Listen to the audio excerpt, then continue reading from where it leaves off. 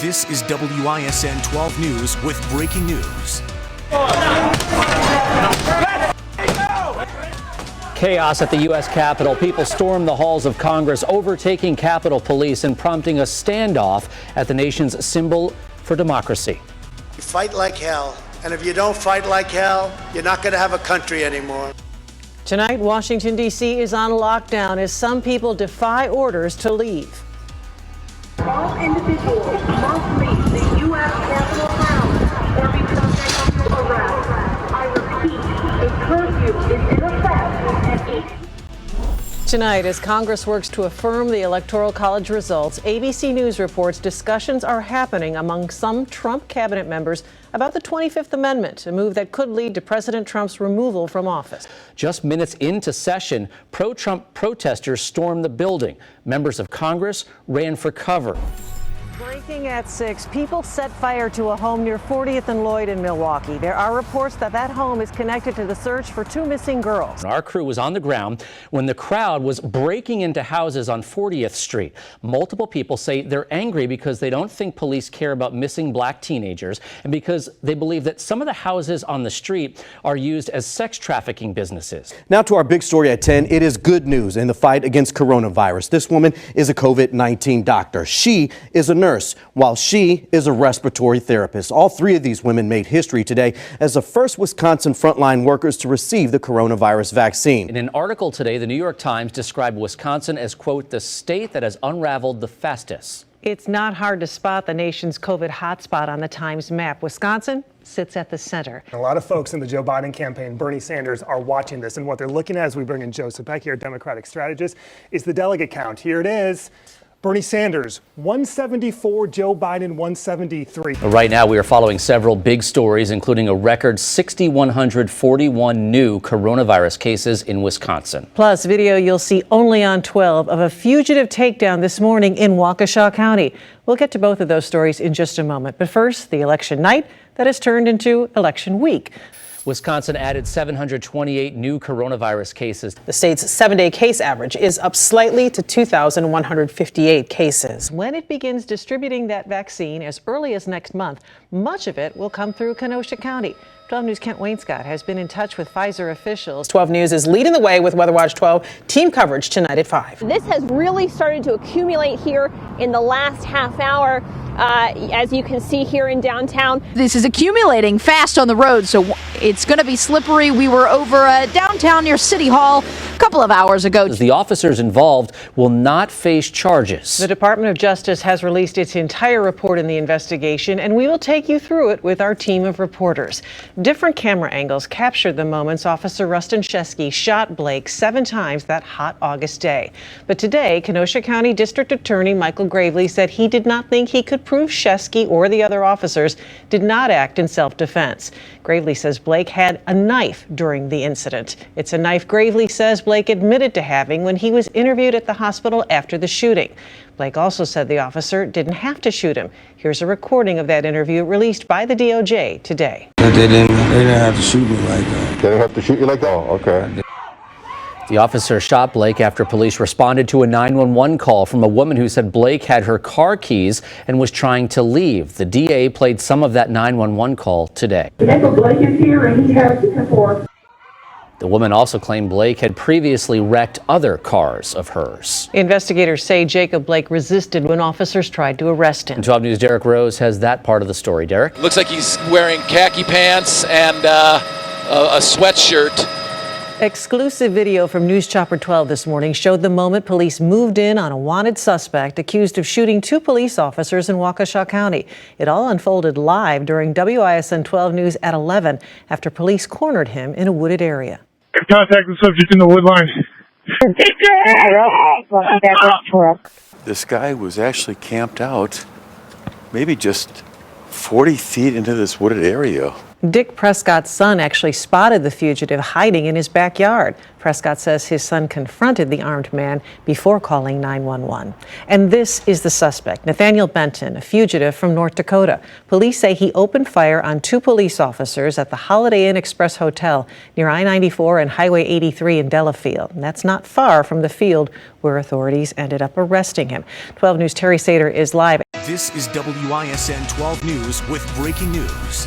We are breaking into programming to bring you breaking news from Milwaukee. There are reports of an active shooter at Miller Coors in the city. You give us a sense of what you're seeing where you are right Patrick, now. I'm going to interrupt you actually and zoom in over here. The Waukesha sheriff fully geared up. 12 News is leading the way with live reports on what happened, what we know about the shooter. And a group of officers that ran past, and it looks like now there's a little bit of smoke coming off the top. Looks like a smoke grenade went off. Again, protesters now they are getting off the ramp, the 794 ramp, and Matt, they would be going into, at this point, they'd be going into the 3rd Ward. Yeah, it's right where the 3rd Ward meets downtown. Law enforcement is putting down something. They just threw it at one of those vehicles. It is past curfew, and folks are subject now to that $691 fine.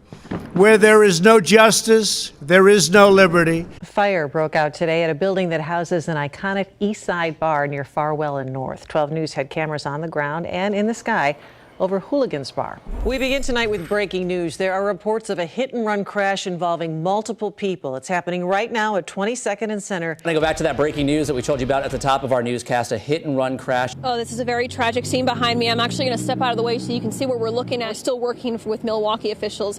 Actually, I've got one of the inspectors coming over now. Inspector, can you tell us anything about what's happened? That's as much as we want to say because the investigation is still very fluid. We'll pass that information along to our viewers.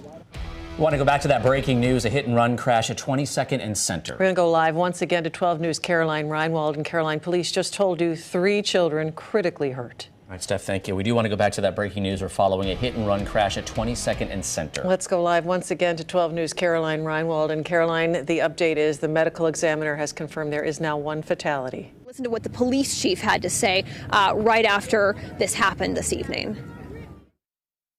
And we can't have people hitting children and fleeing. Right now, a WISN 12 News special. We'll all get through it, but it's hard. 2020, a year which has thrust us in the middle of historic change and a reckoning with race relations. Tragic and transformative events. I could have been one of these people. We have located 5 additional deceased adult victims. The victims all worked at Molson Coors. Then a pandemic. For the first time, a confirmed case of coronavirus here in Wisconsin. The severity of this disease in the African American community, it's a crisis within a crisis. A health threat testing the strength and resiliency of this community during crisis. This is a rapidly evolving situation. The state cease all non-essential businesses statewide. Crushing livelihoods and spirits. I can't afford to close. Not many people can.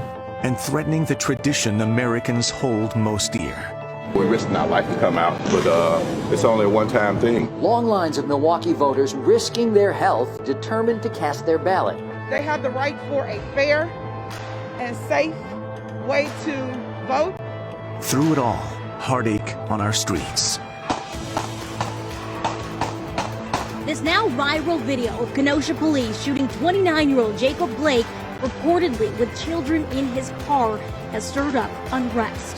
Prosecutors say the video shows Manioli straddling Acevedo in a chokehold.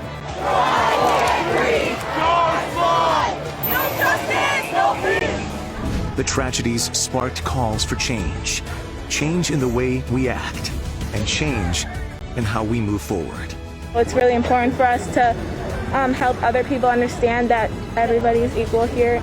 Right now, a WISN 12 News special, 2020, Challenges and Answers.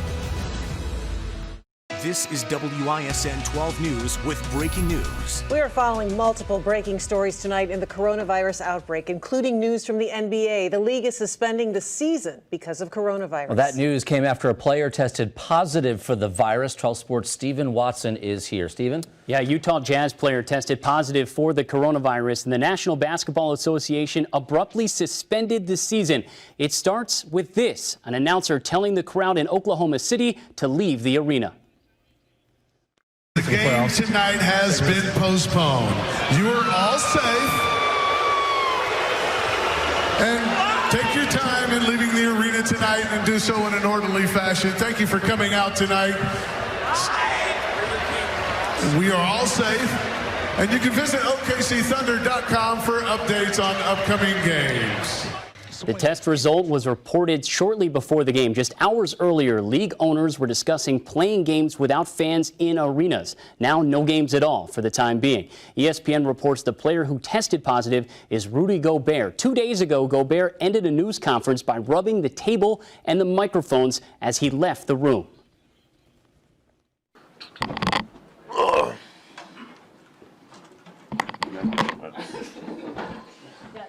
Let's take a look at that again. Gobert trying to make light of a very serious situation. Reporters in the media room saying he was mocking the global fear from the coronavirus pandemic. And within the hour, the Bucks said, quote, "We will have more information as soon as possible for our fans who have tickets to upcoming games." And just earlier today, we heard from Giannis Antetokounmpo about what this has been like to watch, potentially think about playing games with no fans inside the arena. He said, quote, "As an athlete, you play for the fans. We play to entertain. It's going to be hard, but we got to do what we got to do." The Bucks right now are the best team in the NBA, and the season has been put on hold.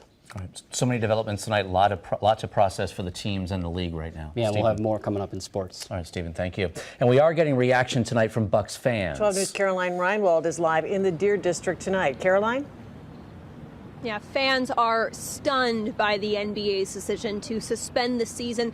Thousands of people were here at Pfizer Forum tonight to see the Lumineers play, and even more were expected to be here for tomorrow night's Bucks game. One Pfizer Forum employee told me off camera that they are worried about their job. Drivers who pick up and drop off fans for events also tell me that this news is unsettling. You're pulling my leg, right? I'm not pulling your leg. They suspended the season. How silly of them. Why do you say that? Well, because it's way too soon to make such a drastic decision. It's obviously going to affect all the restaurants around here, anything related to this. Yeah, I don't know what's going to happen, like how long the suspension's going to last. I haven't looked into it that much, but nothing but incredible. It just doesn't make any sense to me that they're canceling so many things that give people enjoyment and quality of life, but then commuting. I mean, they're still doing that everywhere. So if you cancel one thing, I would think that you would cancel the other. And like that Pfizer Forum employee told me off camera tonight, they do not know what this means for their job. And Pfizer Forum, again, in their statement saying this is a very fluid situation. They're still trying to figure out what's going on here. Reporting live outside of Pfizer Forum, I'm Caroline Reinwald, WISN 12 News.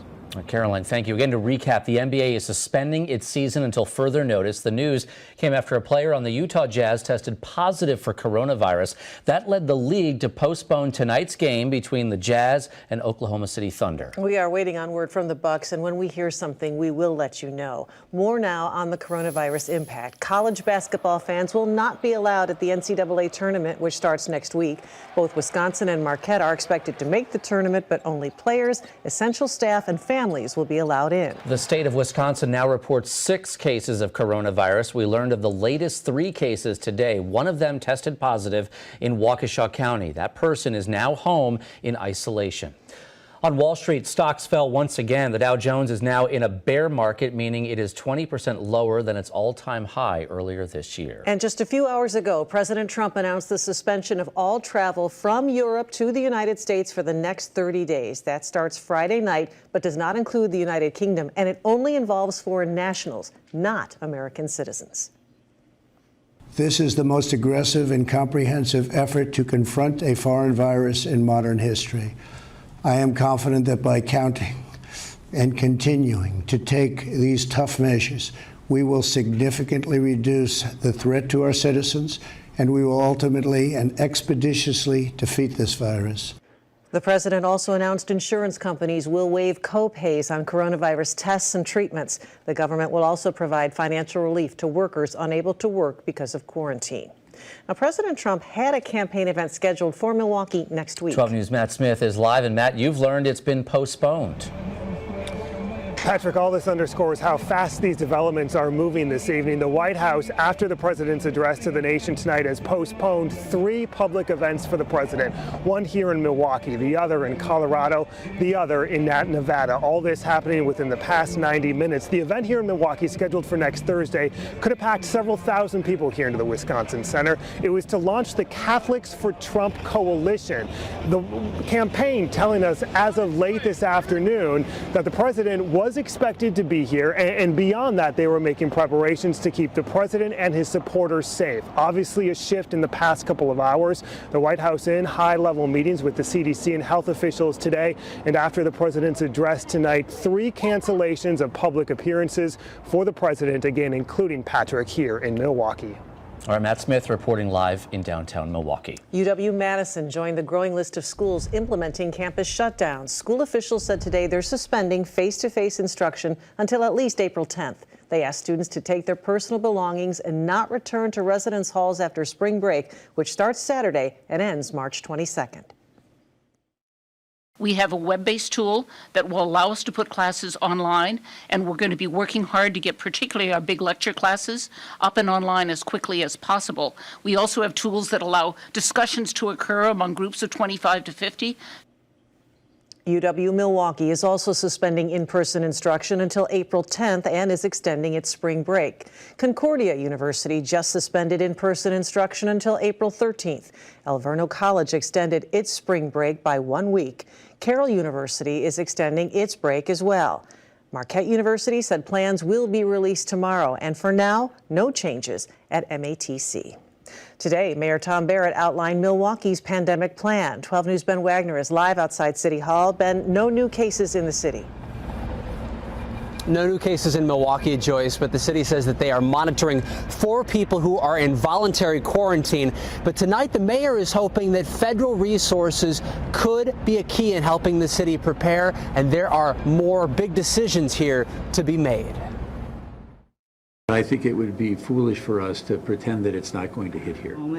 This is not being issued. And New York, Chicago, and Boston all canceled their St. Patrick's Day parades. Ben, we know UW-Madison and Milwaukee are moving classes online. Has there been any talk about Milwaukee public schools?